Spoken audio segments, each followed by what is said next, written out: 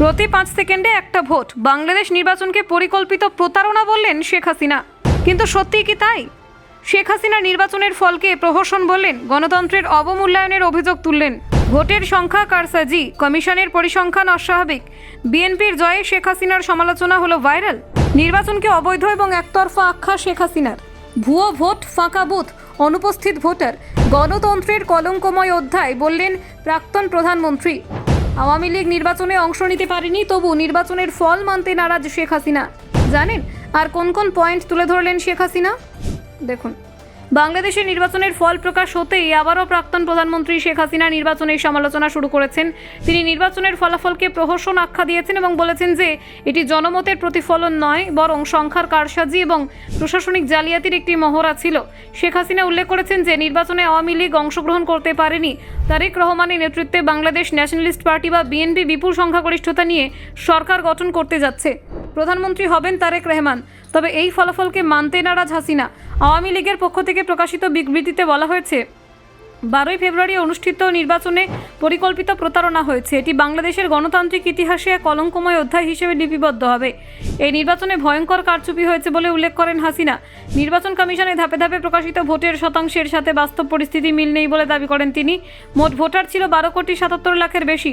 সকাল 7:30 থেকে বিকেল 4:30 পর্যন্ত ভোট গ্রহণ হয়েছে। তবে ভোটার উপস্থিতির পরিসংখ্যান অস্বাভাবিক বলে অভিযোগ করেন তিনি।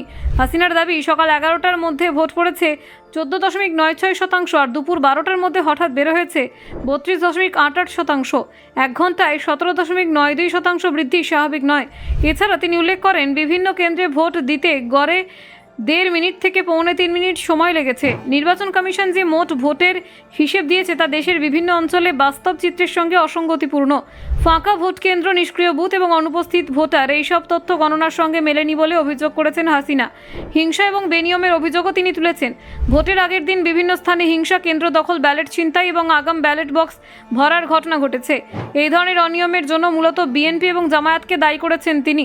আগের নির্বাচনের প্রসঙ্গ টেনে তিনি উল্লেখ করেছেন, বিএনপি অতীতে 2টি নির্বাচন বয়কট করেছিল, কিন্তু আওয়ামী লীগ কখনো নির্বাচন বয়কট করেননি, বরং তাদের নেতাদের নিষিদ্ধ এবং দমন করা হয়েছে বলে তিনি দাবি করেন। মোহাম্মদ ইউনূসের নেতৃত্বাধীন অন্তর্বর্তী সরকারকেও তিনি সমালোচনা করেছেন। তিনি বলেন, এই সরকার জনগণের ভোটাধিকার ক্ষুণ্ণ করেছে এবং একতরফা নির্বাচন পরিচালনা করছে। তার ভাষায় এটি অবৈধ এবং একতরফা প্রক্রিয়া। গণভোটে সরকারের প্রভাব খাটানোর অভিযোগ করেছেন শেখ হাসিনা। রাষ্ট্রীয় সম্পদ ও প্রশাসন ব্যবহার করে ভোটারদের প্রভাবিত করা হয়েছে এবং হ্যাঁ ভোট দেওয়ানো হয়েছে বলে তিনি জানিয়েছেন। জাতীয় নির্বাচনের ফল দ্রুত প্রকাশ হলেও গণভোটের ফল প্রায় 5 ঘন্টা পরে প্রকাশিত হওয়ায় কারচুপির সন্দেহ তৈরি হয়েছে। হাসিনা এবং আওয়ামী লীগের দাবি, এই নির্বাচন গণতন্ত্রকে পুনঃপ্রতিষ্ঠা করতে ব্যর্থ হয়েছে। এটি জনগণের মধ্যে অবিশ্বাস এবং রাজনৈতিক অনিশ্চয়তা বৃদ্ধি করেছে। ব্যুরো রিপোর্ট, অজানার দেশে।